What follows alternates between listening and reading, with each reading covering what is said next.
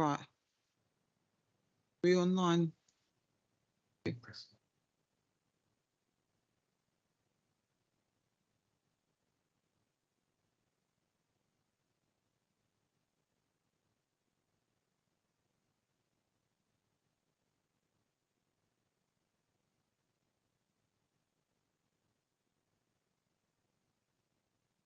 It's okay. Let's just get it right.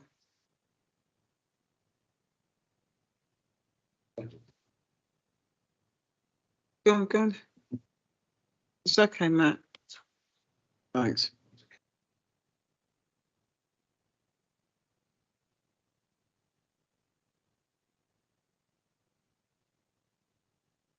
Yeah? Okay, right. Welcome to tonight's meeting of Audit and Governance Committee. I hope everybody that could have a summer had a good summer. It's coming to an end, boo-hoo, but we're here now. At least we had some sun. Members and officers in attendance in this room, please remember to switch microphones on, and when speaking and speak directly into the microphone and switch off when finished. Reporting officers join via Teams, please switch cameras and microphones on when speaking and off when finished. Use the hands up icon on Teams to indicate a question or comment for the chair to invite you to speak. The meeting this evening will be live streamed, and a recording of the meeting will be available on the council website within 24 hours of the meeting. Any exempt items private on the agenda, the chair will move the Local Government Act 1972 for the meeting to go into private, and the live stream will be stopped. There may be a short delay before taking those items. Thank you. We'll move to the agenda. Apologies for absence. Are there any apologies for absence? Yes, Chair. Apologies from Councillor Begum, and also Councillor M. Hussain has been substituted by Councillor Taylor. Thank you. No objection to Councillor Taylor, but are we allowed subs in this committee? Yeah. Okay. Sorry. Okay. Yeah. Okay. Thank you. So in future, if your side needs a substitute, yeah? Okay. Thank you. Right, we now move to item 2, minutes of the meeting on the 11th of July. If we can go to page 5, we're just going to go this through for accuracy. Page 5, page 6, Yep. page 7, Yep. page 8, Yep. page 9, Yep. page 10, Yep. page 11, Yep. page 12, Yep. and page 13. Yep. Right. Everybody agree to the accuracy of the minutes that those that was in attendance? Yep. Yeah. Thank you, colleagues. Right. Disclosures of interest. We're going to move now to item 3. Disclosure of interest. Members are reminded that they may disclose both the existence and nature of any disclosable pecuniary interest and any personal interest that they may have in any matter to be considered at the meeting, unless the interest is a sensitive interest, in which event they need not disclose the nature of the interest. A member with a disclosable pecuniary interest must not further participate in any discussion of, vote on, or take any executive steps in relation to the items of business. A member with a personal interest, which a member of the public with knowledge of the relevant facts would reasonably regard as so significant that is likely to prejudice the member's judgment of the public interest, must similarly not participate in any discussion of, vote on, or take any executive steps in relation to the item of business. Disclosable pecuniary interest and personal interests are defined in the Council's Code of Conduct for members and co-opt members. Are there any? No? Okay, thank you. We now move to item 4, section 106, Local Government Finance Act 1992. Those items on the agenda affected by section 106 of the Local Government Finance Act 1992 will be identified at the meeting. Any member so affected is reminded that they should disclose the fact and refrain from voting on those items. Are there any such disclosures? None that I'm aware of, Chair. Thank you. Item 5, urgent business. The chair, are there any urgent business? None, Chair. Thank you. We are now. Are there any references for committee or other bodies? None, Chair. Okay, thank you. We now move to item 7, indicative audit plan for 2023-24, report from the external auditors, Grant Thornton. These were set in separate documents. All colleagues should have that. Over to you. Thank you and welcome. Thank you, Chair. So, so this is our indicative audit plan for the 23-24 accounts audit, which we're currently underway and working through. The reason it's badged as indicative is because we're still awaiting the final guidance around the backstop. Since I was last here, we've now at least had a statement laid in front of Parliament by Jim McMahon, the Minister of State for MHCLG, which has proposed dates for all years moving forward. So that would include, and more detail on page 5 of the report, which sets out that all audits up to 22-23 will be signed off by the 13th of December 2024, and the 23-24 audit backstop will propose to be the 28th of February 2025. I think we all take the publishing of the statement as a positive step. I think we still need to see it actually being published to get that actually in front of law and everything that needs to happen around how long it does. So whilst it's looks like we've got some dates somewhat set in stone, we still need to see that published. So I'm being slightly cautious on that in case it doesn't happen. But at least that should give everyone some clarity around the timeframes we're working to. So there's a little bit more there on page 5 on that. And obviously, once we know exactly where that's going to land and what CIPRA and FRC want us to do around the opening balances, we'll be able to finalise the plan. But aside from that, the plan is a somewhat standard affair in terms of setting out the risks that we're looking at, our levels of materiality, and I guess some of the areas of focus that we'll be looking at. So if I draw your attention to page 7 of the plan, I guess that summarises on a page the key areas of focus. On the first column, we have our indicative significant risks. Now, the first 2 risks around, or the risk around management override and control, that's a standard ISA 240 risk that's assumed in all audits, so that will appear year on year. The risk of fraud in relation to expenditure recognition is something that's almost kind of become perceived risk at every audit these days where there's pressure on spend. So that's, again, will be seen year on year.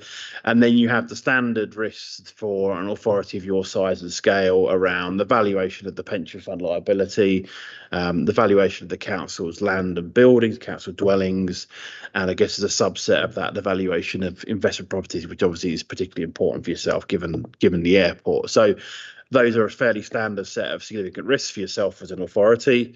If I move into the second column, we obviously have the group elements that are consolidated within the council's accounts. So we will liaise with the component auditors of each of those bodies to make sure we get the assurance we need and that's correctly fed into the accounts. We've got under there, I guess, an indicative materiality. I'd use that term, I think, the count more for the group numbers, obviously they're still being worked through at the moment. I think from the council's position, that's a fairly that'll be where it sits, but we'll need to revisit the group position as and when the group numbers are published. Value for money, as I touched on the last time I was here, that is largely in progress. We're just going through the checks internally. Hope to be able to get a version of the report across to management in the next few weeks, and then hopefully that can then make its way through the agenda process, probably ahead of the audit findings report. And there's a little bit there around logistics there as well that we're looking to work through, and the feeds conversations as well. If the next few pages, I won't go through all in detail, sort of just set out in a bit more detail each of the risks that we talked through and our planned approaches to those. So if there's more detail there, I can go through those as needed. We have flagged, I guess, a couple of other areas that I guess focus on key. I'm not calling them significant risk, but other areas of focus based on things we've picked up. So on page 16, we've reflected a position around cash and bank, which I know internal audit picked up on at the previous meeting. So we'll just need to sort of follow that up as part of our work. The group and its consolidation obviously is challenging given the size and the scale of the numbers involved. So we're flagging that there. That's just something else we're going to play a little bit more focus on as well. The next couple of pages sort of talk through that group scope in more detail and just sort of set out again sort of our planned approach to each of those areas. Pages 21 and 22 set a little bit more focus around our materiality and just sort of some of how we've made our decision making process. I think, as I said at the last meeting I was at, the materialities are lower this year, reflecting the fact there isn't as much assurance over the opening balances as we would do if the accounts had been audited. So hence that gives us a lower number than perhaps you might be used to seeing. And there's a nice summary of that on page 23. We have set a lower materiality around the senior officer remuneration disclosures. This is something that, again, we're being pushed towards by the FRC around making sure that if there are areas that are supposedly of interest to the reader, that we have perhaps have a lower number. So that's the reason for setting that there. Just try and reflect through. So page 25 onwards just provides a little more detail around the value for money work and the potential recommendations that we're working through. I think on page 27 sort of reflects the fact that obviously I think EY are sort of trying to play catch up with some of the value for money work, but obviously we'll be looking at that as well alongside it. I'd like to hope we'll be consistent with what we find, but obviously there is a risk that obviously if stuff hasn't been looked at in full for a number of years, then there may be perhaps more findings in the first year than we'd hope to see in future years. Then 28 just a little about the team and the logistics. 29 just clarifies a slight change, the change in this year around when auditors get paid for their work. So they do actually have to do the work this year, and it just sets out in clear terms there the 4 benchmarks that we have to achieve as an audit firm to be able to bill the relevant quarters of the fee. And that's obviously in more detail on page 30. And then just trying to go through. So I just jumped to page 33. Just sets out, as we've provided the work on a range of the council's grant returns over a number of years, we've just had to set out there sort of what those are and which years they've covered, more from independence purposes. I mean, the work that we would be expected to do based on the nature of the service purchase that we have to clarify for you. So I think that was all I wanted to go through in terms of the plan. I'm happy to take any questions. Colleagues, are there any questions? Councillor Farouk? Is that right? Is that my understanding is right? Is that it's not complete, is it? The plan you got ready. Is there still any outstanding remaining there? So I guess it's out. So we've called it indicative just because there is a lack of, I guess, clarity over those opening balance point that I touched on in previous meetings. Fundamentally, in terms of the work we'll do on the 23-24 in-year transactions and the closing balances, that is not going to change. It's just we've had to, all the firms have done the same. We've had to call it indicative to reflect the fact that until we know what the FRC are going to want us to do on opening balances, I couldn't say to you that's what the plan is and then come back and ask you to reapprove a new plan, really. So it's just because we don't have that lack of that clarity there, but substantively in terms of the work on the 23-24 transactions and the closing balances, that is unlikely. That's not going to change. You reckon that the figure will change afterward, the later stage, yeah? The figure will change after later on. Which figure are you referring to? What you put on your report. I guess yes, it could do. I think I say we don't know until we have the clarity as to quite how much that could change. I think we as a firm have made representations to try and keep the level of work to a minimum to make sure any increase is a minimum, because there's obviously been quite a significant movement in previous years. So yeah, I can't say definitively until we know. If they start asking for considerable elements of work, then it could change. But I guess we're hoping that that's kept to a minimum. Any more questions, colleagues?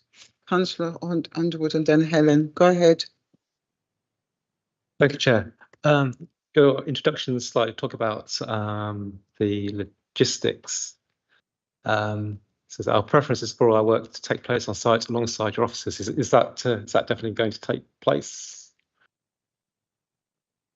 I think we've certainly made the offer. I think at the moment we're largely working in a hybrid approach, but effectively, I guess as we move things forward, should there be things that we feel it'd be more efficient to come on site and work directly with Devon team, then we will do. We've had that conversation. We've opened the door should the need arise. Okay. Do you have a timetable, a schedule for when everything's going to happen? So I guess we've put the high level timetable in terms of in the plan. I guess that's one to have a conversation with Dev in terms of there's obviously more detailed timetables behind that in terms of particular areas of focus and those kind of things. I guess it's how and which we don't normally put in the public domain. There's something that we would work with the finance team. So I guess it's one to take offline in terms of well, there's no reason we couldn't share it. It's just how much detail is the right level ultimately. It's just I think it would be reassuring to know that there was a schedule of activities in place. I don't know if you have to share that, but just that you have a plan in place.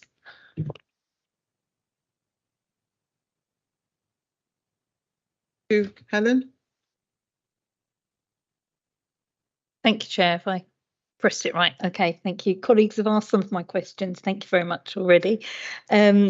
I just wanted to ask about, you've mentioned about you've used information from internal audit and their internal audit report on cash and bank in the risks. I just wanted to ask about what sort of reliance do external audit place on the work of internal audit so that we can make sure that things are not being, the same things are not being audited too many times by different people. I guess it's not as the standards make it harder than it should be if I'm going to be completely honest. So in an ideal world, we would be able to look at the work that internal audit have done and go, right, that looks good and we rely on it. The problem is the auditing standards effectively then require us as the external auditor to reperform some of that work to be able to validate it. Now, in something like the cash and bank work, because we're often perhaps looking at a reconciliation that perhaps only takes monthly, by the time we reperform the internal audit work we would have to do, we would have done the same work ourselves ultimately. So what we will do is more use it as a, so we've noted that report that went to the last committee that's kind of fed into that work. We'll look at it, but what we will then do is then look at the actual March 24 bank reconciliation and see where that sort of lands, and do we find similar things to that internal audit were reporting, which ideally we should. Cash is the one area that we will look at both ends of the year in terms of our approach. So we'll also look at the March 23 position, because obviously I think I might have said last time there's some sensitivity around cash balances, so cash will get audited both ends of the thing. That's something that as a firm we've taken a view to do all of our authorities to try and minimise that risk on cash. But yeah, so in reality we largely use the work of internal audit, I guess, as a risk assessment exercise to go if internal audit's flagging particular concerns in an area, do we need to change our work or focus in that area? So I guess it's not the response I want to give. I guess it's the response that the standards drive us down, unfortunately. Okay, thank you. Okay. No, I understand that. If I can just ask again about the timescales, I just want to make sure I've got this clear in my mind. Are we assuming that there will be the 23-24 account signed off by the end of February? Have I read that correct? If everything all comes to pass and it all works out well, that's what we're expecting. So that's the timetable that I say has been proposed, and I say at the moment we're reasonably confident we'll end up laid in front of Parliament and will be approved. So yes, that's when the opinion will be signed on the accounts. I think because of the challenge, I think as I said at the last meeting, what that opinion will say probably is not going to be normal based on the challenge of opening balances and what's been said. But again, we're still working through the logistics of what that looks like. But yes, we will give an opinion of form by the 28th of February. Okay, so at the moment you're comfortable that you are on track as best as you can be. Thank you. Malik? First of all, I will appreciate your report, quite straightforward and very clarified. I have a question because still you are working on the accounts for 23 to 24. The figure you have given us for whether it's from the asset side, from the liabilities and everything, are they final figure or are you doing any adjustment on these figures? I mean, I think we're kind of, yeah, we're obviously in the process of the audit. I say obviously there are, all of those numbers will be being tested over the coming weeks and those kind of things. Now, it depends if we were to find issues, the size and the scale of those, as to whether they would change. And that's, I guess, why I'm pointing you back towards the materiality sort of numbers. So if we were to find numbers, I think actually if I go to the lower, there's a page, let me just find a page in the report, but effectively there's a threshold within our work that effectively we would say if we found an error below that threshold, then it would be up to management as to decide whether they were going to correct. So if we go to page 23 of the report, effectively those thresholds there effectively set where we land with our work. So if we were to find an error lower than say 513,000 in the council's accounts, the council could leave that uncorrected. Our view would be that would be trivial to the reader of the accounts. They wouldn't have to correct. If there was an error that was say £3 million, it's below performance materiality. Ultimately, it'd be up to management whether they should decide to amend or not. Some of the areas of the accounts are quite complex to amend, so management may well say, actually, we accept that that's wrong, but we're not going to correct. So that would then go in our audit findings report as an unadjusted error, and you as a committee would be asked to approve management's rationale for that. Generally, we're comfortable with that because some of those challenges are there. If we're then to find an issue above that performance materiality threshold, then we would be saying we need management to correct that number. Now, obviously, no number of the scale is only probably a few numbers in the accounts that are likely to be that could have that scale of error in them. Ultimately, sort of the PPE balances, pensions numbers. So it's only in those kind of areas that you tend to see errors of that scale. I mean, obviously, I would say that obviously, given the level of unaudited, there's a possibility there's more errors in. Then maybe we may find more than we would have done previously, but we will follow those processes in terms of should we find errors or adjustments, and then it's ultimately up for management to decide what they correct. I have another question. The facts and figure you have mentioned as a risk factor. Being an auditor, have you given us some suggestions so we can control in future they don't happen again? I think it's a tricky one. I think all auditors want to be seen to, I guess, being collaborative in terms of, if there are things that we feel need amendment or improvement for future years, then we will always we'll look to feed that back to management and the committee. We have to be careful with the language you use because obviously we can't be seen to be acting as management. We have to be seen to be independent. So it's one of those things where we may well go, we would suggest or we would expect this to have been done or those kind of things. So we will, if there are things, we will try and feed those back as we go. So we just have to be careful around sort of the language we use to make sure we're not being seen to tread on toes. Councillor Underwood. Thank you, Chair. Can I just follow up on the materiality? So talked about the qualitative factors considered. Would those figures you mentioned for materiality, would they be different if, for example, we weren't a first-year audit client with multiple years of backstopping and the fact that we haven't, that you've only got limited assurance from prior years? How would that, if that was different, how would that affect the materiality figures? So I don't have the specific numbers, but effectively, for an audit of your size, so your expenditure is over 500 million, you fall into an audit that the FRC could come and look at. So within the firm, the maximum we would set that top line on page 23 would be at 1.5%. So I suppose effectively, if that's 1%, I guess I can't quite do the maths in my head, but it could if all the previous years have been audited and they're all clean opinions, our starting point would be around the 1.5%.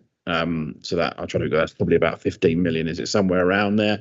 And then the performance materiality would be a lot closer to 75% than it would the 50% that we've got currently. So it obviously gives more scale in terms of being able to accept things that are wrong and those kind of things. And as having it looks back to the previous point around because there's just that certainty over the numbers in the years in between. We've had to work at a lower threshold to go, actually there might be more in here we need to pick up, hence we bring those numbers down. So I guess that's the position for this year. I think the aim would be over time, as we try and rebuild assurance, we can try and move those up.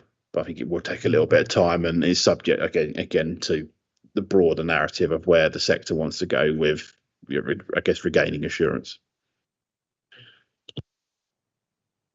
Any more questions? No? Okay, if we go to the front for item 7. Yeah, we're just agreeing, we're noting the report. Yes? Yep. Okay, thank you. Now we move on to item 8, page 14 to 27 of our papers. That's the internal audit plan update report. Over to you, Kanshan. Thank you, Chair. Good evening, everyone. The purpose of this report is to provide an update on the internal audit work undertaken for Q1 for this financial year and to highlight to committee any key internal control issues that have been identified and also where positive assurance can be given on the internal control framework. As at the end of Q1, we have completed 22% of the plan, and at the time of writing this report, we had issued 18 final reports and certified 3 grant claims to confirm that the terms and conditions of the grant had been met. I'm pleased to say that the majority of these audits have been issued with an adequate or above audit opinion. However, there were 2 no assurance audit opinions which were issued. These related to the Housing Statutory Compliance Review and the Transformation Programme Future Ready Review. A recent update on both of these audit reports were provided to the committee in July, and we do aim to provide further updates on the action being taken by management to implement the recommendations at subsequent meetings. We also recently followed up on the implementation of recommendations and reported at the July meeting that 81% were fully implemented, 17% were in the process of being implemented, and 2% were not implemented. We will provide a further update at the next committee in terms of the progress being made to implement all outstanding recommendations. This is a fairly short report as it is only Q1, but there will be further details as the year progresses. The committee is recommended to receive the internal audit plan update report, which covers the period 1st of April to 30th of June 2024. I'm happy to take any questions on that, Chair. Councillor Malik, yes? Hi, the report is the recommendation are very good. I agree to complete on that time frame. From first, do you think you will be able to complete on that time frame, including with the chargeable audit dates, including the holidays and everything in 130 and 80 days? Do you need some more time? Because I was thinking every single area, because we are working with at the moment with the external auditors as well. So is that possible? The 1,380 days for the audit plan has been based assuming we have a full complement of staff, and it has been taken into consideration the provisions for sickness and annual leave as well. So this should be the productive time available within the team to achieve that.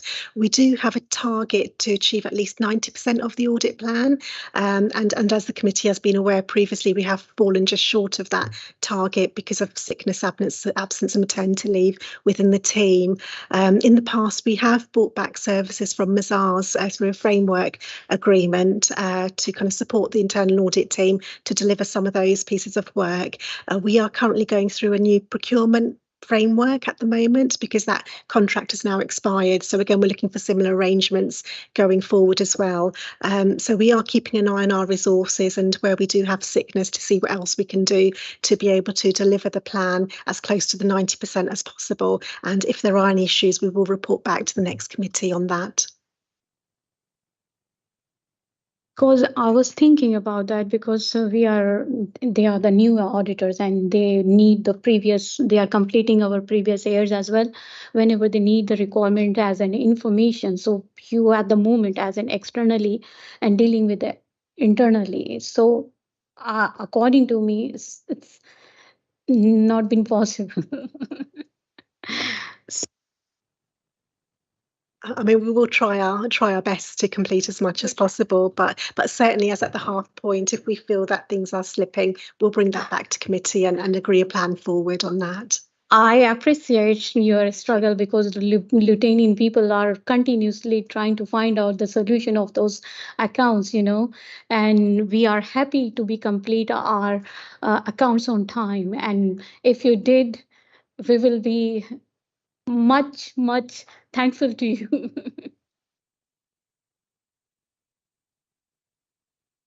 Okay, any other question, Councillor Underwood? Thank you, Chair. So in the performance, it says that 22% of the plan is completed. So is that more or less on target? That's right. So if we take 90%, it's just it's kind of on target as at Q1. So it does depend on the resourcing and the availability and whether there is sickness in the team as well. So as we kind of progress and through the year, we'll be able to keep a close eye on that. A question about just below that in the performance section, talk about 96% of recommendations accepted by management.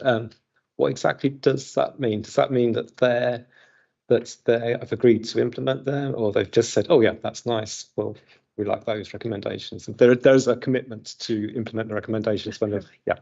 That's right. So these are the recommendations that they've agreed to implement, and these are the ones that we'll be following up throughout the course of the year. Thank you.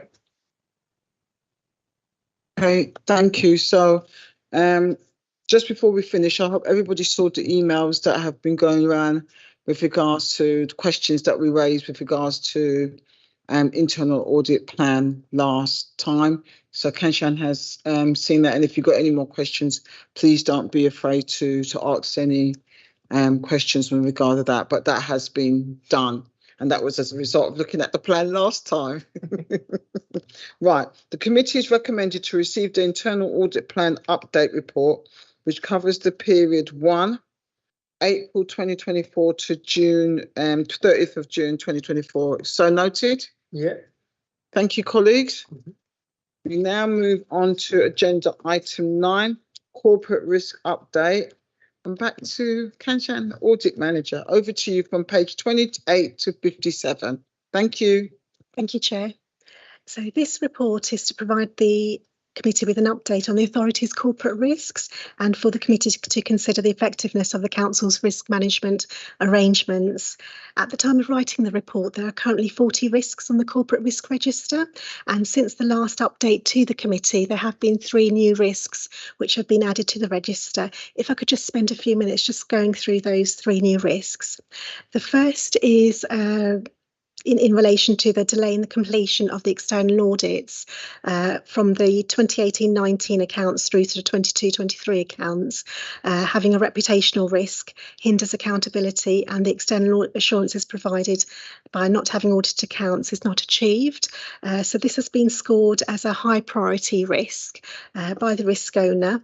And in terms of the action which is being taken, some of these include having regular meetings and regular reports to this committee around the progress and being made to audit the accounts and the subsequent risks associated with that.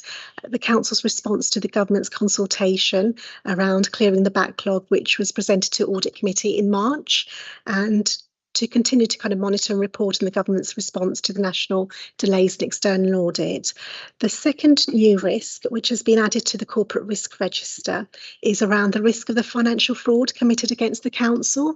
So this was previously a departmental risk, but as it's more relevant corporately, it has been now transferred to the corporate risk register to have that oversight. And again, there's various control measures in place in terms of how we're addressing that risk corporately, including adherence to policies and the use of the shared anti-fraud service and the work that they do on the counter fraud work. The third risk is around the financial statements may be materially misstated due to error. Again, this has been scored as a medium high risk by the risk owner, and the Section 151 officer has commissioned a detailed review of the statement of accounts in order to ensure that it fully complies with all of the accounting standards, and has also initiated a full review of the key financial systems, reconciliation control procedures. The recruitment of a permanent staff is ongoing, and the assignment of the current temporary closure accountant has been extended till September 2024 to provide continuity and capability. So any findings from these reviews will be incorporated within the final set of accounts presented to committee. In terms of the direction of travel, there have been 2 risks where the risk prioritisation has reduced slightly since these were last reported to committee. One of these relates to the serious breach of health and safety legislation. So there's been a slight reduction in the score from a 9 from a medium high to an 8 medium high. In terms of the control measures in place, there is a health and safety culture supported and led by CLMT. We do have workplace safety inspections and various health and safety policies which we are required to comply with. The second risk where there's been a slight reduction relates to the Ofsted judgment. So again, that's been reduced from a 3 from medium low to a 2, which is a low. And again, this risk is continually assessed against the progress being made against the Ofsted improvement plan. But there are further changes expected from the recent Ofsted, which has been taking place. So the committee will see some further updates at subsequent meetings on this particular risk. The heat map at paragraph 12 of the report shows that the greatest number of risks are currently assessed by risk owners as medium-high priority, and there are currently 5 risks which have been assessed as high priority. 4 of these we have been reporting regularly to committee, and there is an update in the report around the control measure updates in place. And the 5th risk, which has been recently added, is in relation to the audited accounts, which I've mentioned just a few moments ago. So in terms of the recommendation for the committee is recommended to review the updated corporate risk register. I'm happy to take any questions on that, Chair. Colleagues, any questions? Helen? Yes, go ahead. Thank you. I've got a number of questions, if that's okay, Chair. First, wanted to say thank you for adding the new risks. I welcome those risks, but I think they're good additions. So I just wanted to make that point. Can I just ask about a couple of specific risks, if I may? So the new risk 103, I'm just interested in when it was last updated and if it reflects the current position, because I understand that there are regular meetings ongoing on, with Dev and EY particularly, but I just wondered if it reflected the latest position on that or if it's the timing thing. So that's my first one.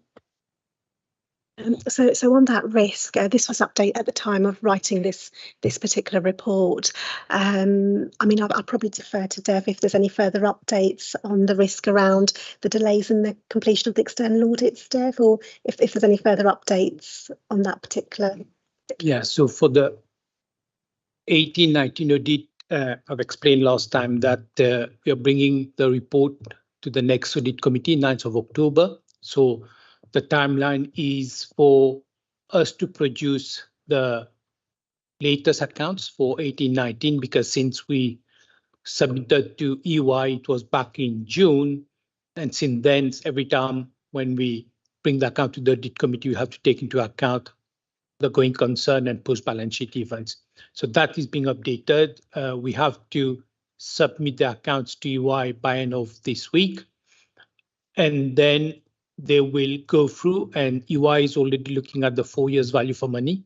So that is what they're working on, and we've provided all the information. And EY will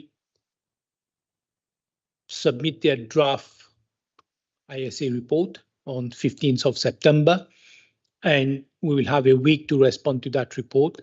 And once we responded to that report, the report with the accounts and their audit report will go to the audit committee on 9th of October. So hopefully 9th of October will be where we have the final accounts and the final audit report. And if there's any other recommendations coming from EY, then that. So September is going to be a busy month, and October, because we've got accounts, we've got value for money from GT, which was 23-24 GT. We've got 4 years value for money. We've got 18-19 accounts plus EY report. So September until 9th of October is going to be quite hectic and busy. Thank you. Thank you. No, that's really helpful. So October is going to be a bumper view on the EY position. Thank you. And then I wanted to ask about risk number 6, which is the budget risk. And I apologise if I've missed it, but do you have a risk that looks across the medium-term budget, or is that risk 6? Because I read it as just being the current year's budget, but is there a risk associated with the medium-term financial position?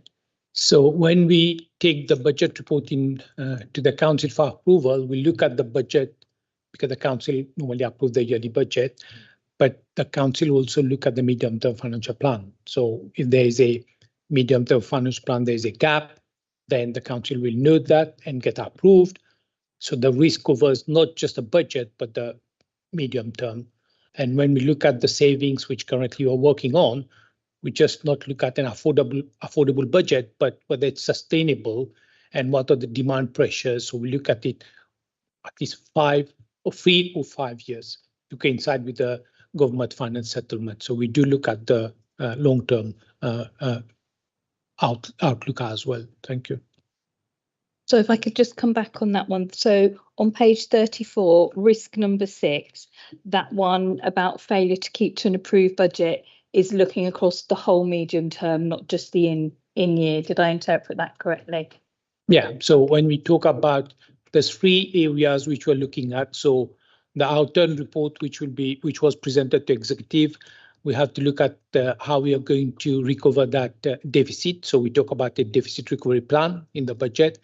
Then we look at further savings proposal, which will be part of the transformation program. And then we'll have to look other areas which we have to explore. Some will be pipeline projects will happen in 2025 or 25-26 or 26-27. So it's a bit across, yeah. Because I was trying to read across with the Grant Thornton report where you talk about the future shortfalls in the medium term financial plan. So I was just trying to link that risk across to that comment. Thank you. And then my last one, I promise, because I have taken so much time. Thank you. I did want to say I really welcome the extra work that you've commissioned on the accounts. I think that is really positive, and I think that's a good way forward. So it's under risk 105. I just wondered if there was a time scale for that, or is that linked to the work of Grant Thornton? And then so I think we've discussed that with Matt. So we are working closely. So in terms of those areas where we've highlighted, the work is well underway. And one of the areas we've discussed about the collection fund. So there is an external expert, has got 30 years of experience, is working. In fact, she was in the office yesterday.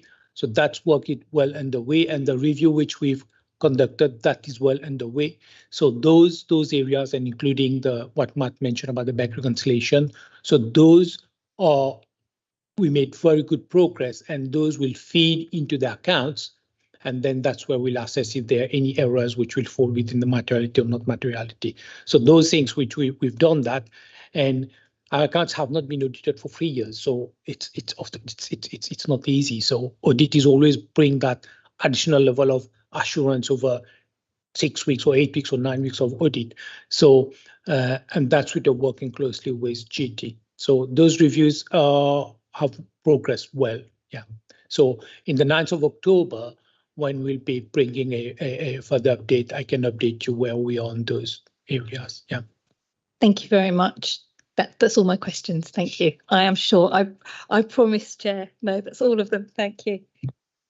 Thank you, Councillor Underwood. But if you've got any more, you can come back. Okay, Councillor Underwood. Thank you, Chair. To just follow up on the risk about the delay to the external audits, there's a difference between the inherent risk and the residual risk, but I can't see any details about what the actions have been taken to reduce that risk. So I think the inherent risk is 12 and the residual risk is 9. That's right. 16 and Sorry, 16 to 12. 16 Yeah. and 12. So in terms of the control measures in place around that, I suppose it's around holding those regular meetings with the external auditors, the chief exec, the section 151 officer and the chair of this committee as well, to kind of keep that on track and seeing how we're progressing with those audits, and obviously reporting back to committee as well if there's any kind of issues with that, and then our response to the consultation as well, the government's consultation. So it's kind of keeping an eye on that, and obviously the operational work that is being undertaken by the team as well in terms of how the work is progressing, to be able to kind of come to a conclusion with those accounts as well.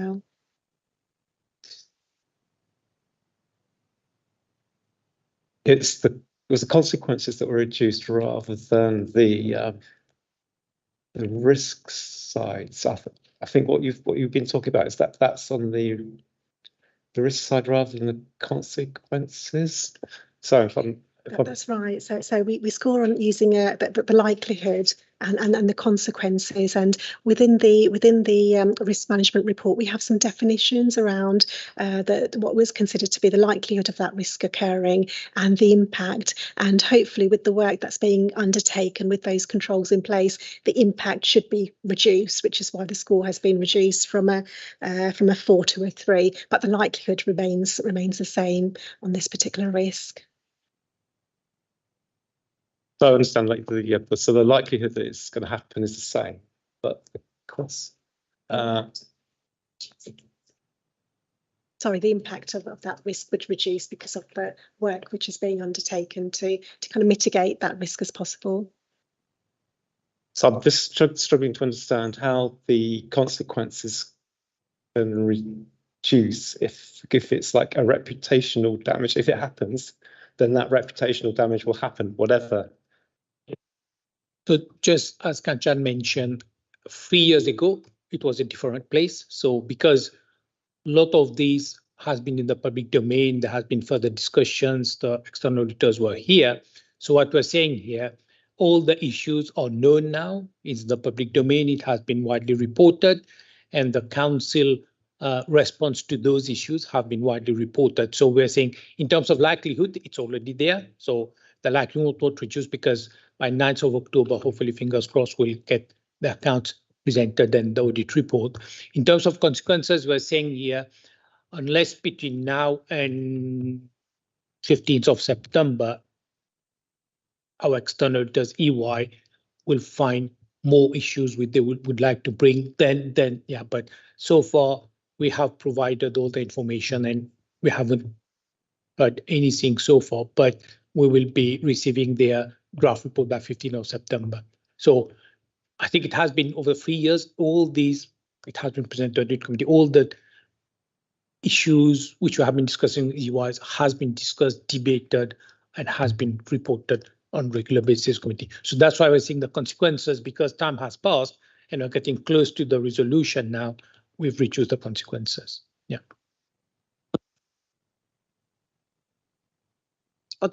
Thank you. I just got 2 questions to Kanchan. With regards to IT systems, see that we've got risk of backup, failure and all that. But what about hacking? Because there's been more stuff in the news about criminals getting into companies and public sector, and I'm not seeing that drawn out here. So I think it's something we need to be mindful of. And then what happened as well with that cloud update, if you remember, I know somebody recently said to me that happened. It was in the news for a couple of days, but the ramifications for some companies has been quite long going in retrieving their data. I'm thankful we didn't get affected, but that doesn't mean we can't be complacent. And then the second thing I wanted to ask about was the geopolitics globally. As we know, as a town, we've got 150 different languages spoken here, and every eyes is to the west, America, and eyes are to the east. And depending on what happens, it will affect global. It will affect us in Britain when I'm talking about cost of living, fuel, all that. I think it's a risk we need to be mindful of, given what I saw, was it yesterday, in the Middle East, and we know oil, it's going up. So we need to be flagging the geopolitics that are going on, because it affects us. We can't escape it. And the question I would like to ask is, what can we do to edge the risk? Which I think that would be Dev's area on hedging. I'm just saying, because these things are going on and we can't bury our head in the sand on these world events. Yeah, so in terms of our borrowing, we borrow at fixed rate. So, and we don't borrow in advance of need because we're not allowed to. So, and we have, let's say if there is a stage project, we'll try to borrow at appropriate time, and we'll fix those rates. So anything which will happening to the interest rate going forward, we'll fix those, and those rates will be used to prepare the economic and financial case for the project life stage. So the cost will be built already. I think we don't get involved in hedging because that is speculative. So we are not allowed to.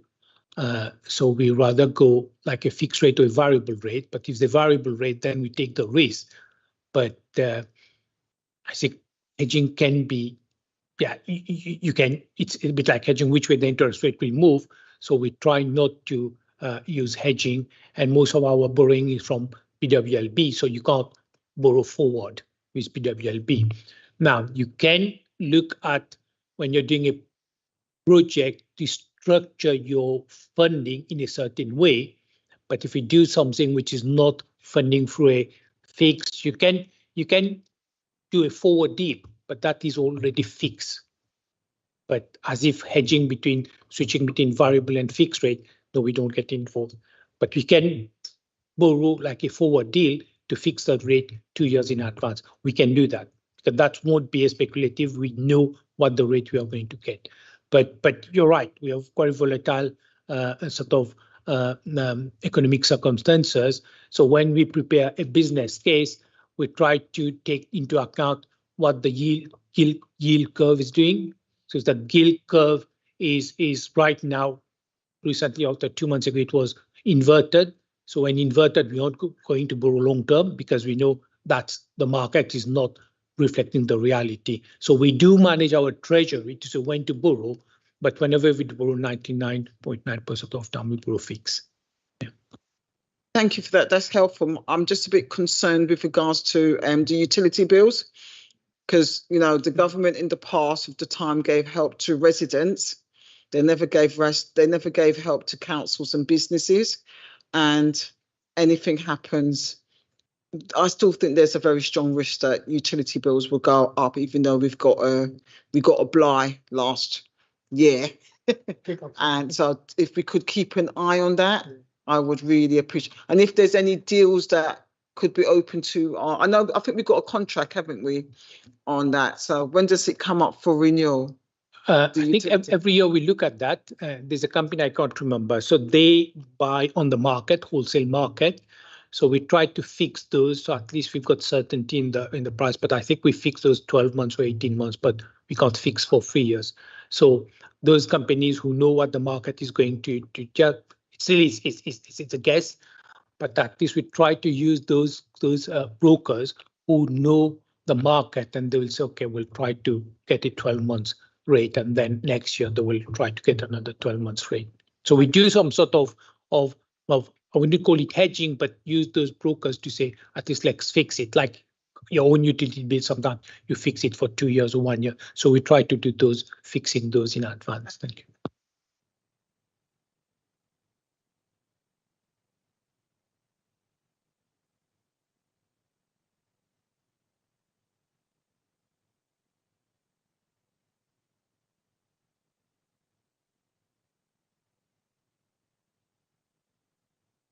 $3.24. Over to you, Dave.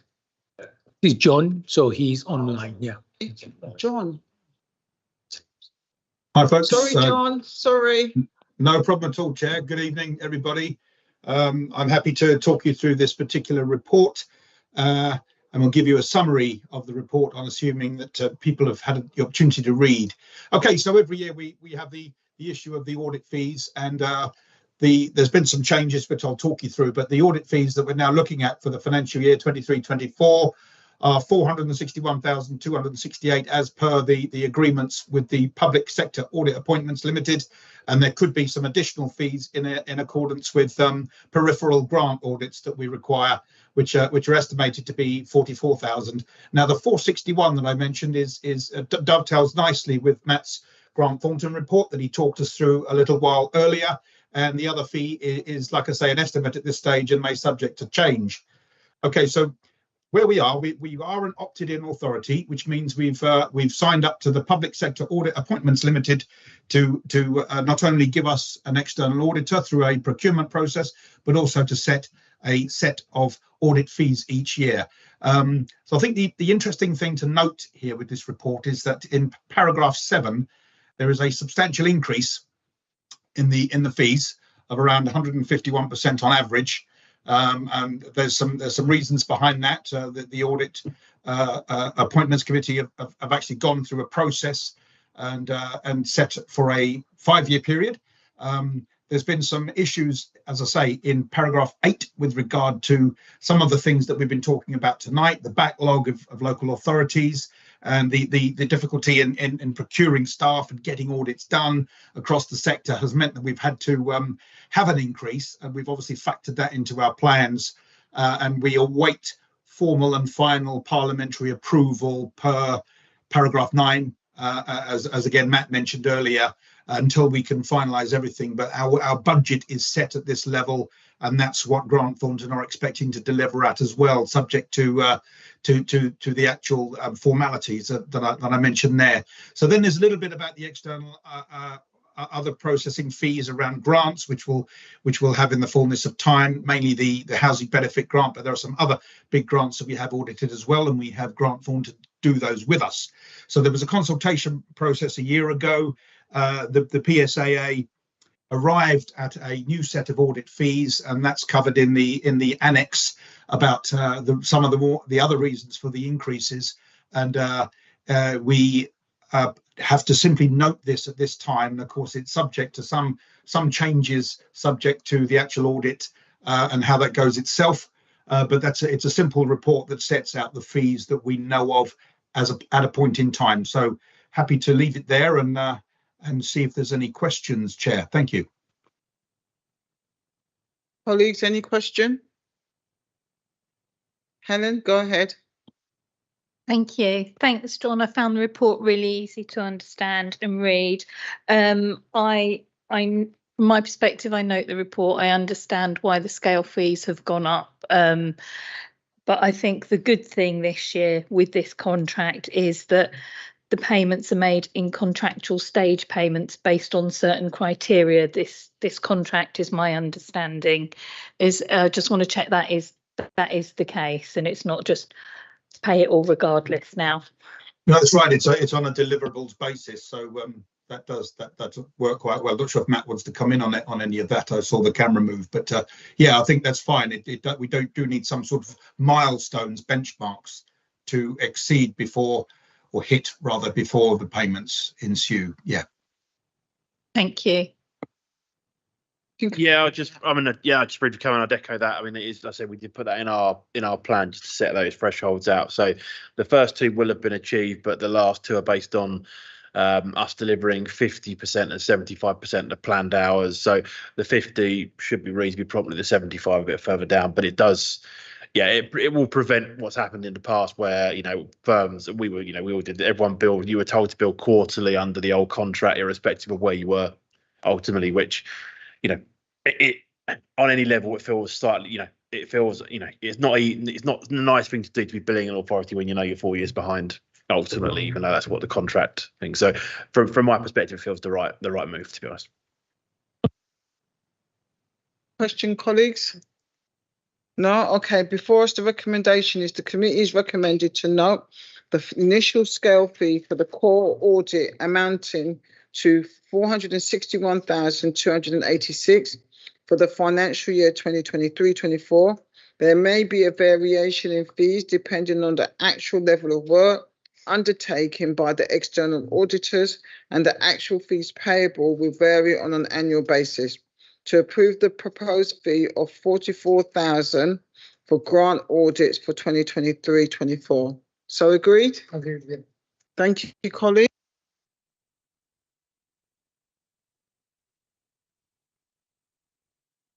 Eleven? No, hang on. Yeah, 11. Oh, yes. it says 12 in the book, but it's actually it's 11.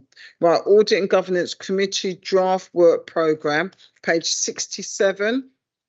It's before colleagues. I just want to bring to your attention the recommendation from the Good Governance Review. I've had a conversation with regards to we, the committee, having an oversight and more assurance with regards to subsidiary companies. And what is proposed is that a paper will come to us on the 9th of October with action plan for us to debate and decide whether we agree with the recommendation. So I just thought I'll let you know that discussions have been going on with regards to that.